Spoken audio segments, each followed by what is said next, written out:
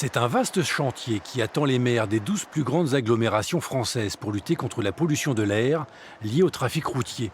Chacun d'entre eux s'est vu attribuer une carte de transport délivrée à partir d'engagements pris sur 7 enjeux clés, tels que la mise en place de zones à faible émission ou le développement des pistes cyclables.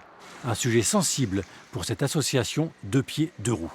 On voudrait des pistes continues, bien lisibles. On ne sait pas où on va en fait. Et puis des fois, on a des pistes discontinues qui ne sont pas assez entretenues, inconfortables. Donc oui, on a besoin d'un vrai réseau continu, confortable, sécurisant.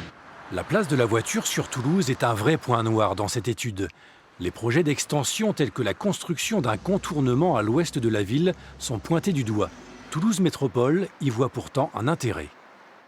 Il existe des projets qui sont des projets ponctuels, qui sont des projets destinés et ciblés sur certaines zones de Toulouse, destinés à fluidifier le trafic. Et à l'inverse de ce qui est dit, souvent, ce sont des projets qui ont pour objet et pour fonction de diminuer la pollution dans la mesure où ils fluidifient le trafic.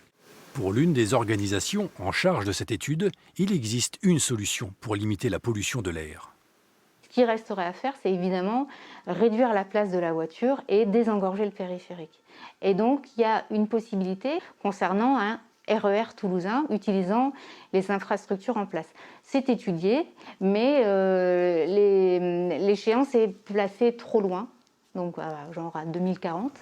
Plus de pistes cyclables, moins de voitures, améliorer le réseau des transports en commun. Les maires ont 6 ans devant eux pour tenir leurs engagements.